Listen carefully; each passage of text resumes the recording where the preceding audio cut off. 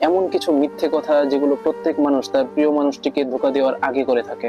ধোঁকা খাওয়ার পর অস্থির হওয়ার চেয়ে আগে ভাগে এই জিনিসগুলো জেনে নেওয়া জরুরি। কারণ যখন আপনি কাউকে অন্ধের মতো বিশ্বাস করে যাচ্ছেন, তখন আপনি নিজেকে দিন দিন দুর্বল করে ফেলছেন তার কাছে।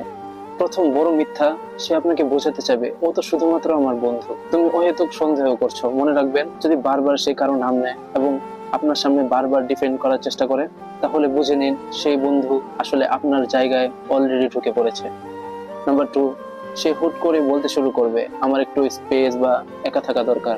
আসলে তার কোনো একা থাকার দরকার নেই, সে আসলে আপনার থেকে দূরত্ব চাইছে, যাতে কোনো অপরাধ বোধ ছাড়া সে অন্য কারোর সাথে সময় কাটাতে পারে। নাম্বার 3, যখনই আপনি তার সাথে সময় কাটাতে চাইবেন, সে শুধু অজুহাত দিবে, আজ আমি খুব ক্লান্ত বা আমার ভালো লাগছে না। অথচ আপনি দেখবেন সে নর্মালি আছে, সে অনলাইনে তার বন্ধু অথবা তার প্রিয় মানুষের সাথে আড্ডা দিচ্ছে। এটা ক্লান্তি নয়, এটা আপনাকে এড়িয়ে চলার একটা সূক্ষ্ম বাহানা। নাম্বার 4 এবং সবচেয়ে বড় লক্ষণ হলো, সে উল্টো আপনার উপর দোষ চাপিয়ে বলবে তুমি খুব সংকীর্ণ মনের, বা তুমি আমাকে একদমই বিশ্বাস করতে পারো না, বা তুমি আমার প্রতি একদমই বিশ্বাস নেই।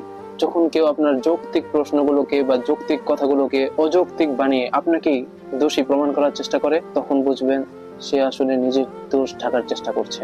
আপনি তাকে বারবার বোঝাতে গিয়ে নিজের আত্মসম্মান বিসর্জন দিবেন না।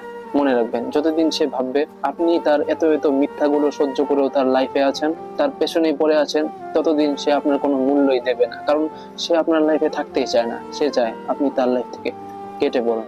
সে আপনাকে ডিরেক্ট বলতে পারছে না, তাই এত বাহানা করছে। কিছু কিছু মানুষ তখনও উপলব্ধি করে যখন সে দেখতে পাচ্ছে আপনি আর তার মিথ্যার জালে আটকা পড়ছেন না।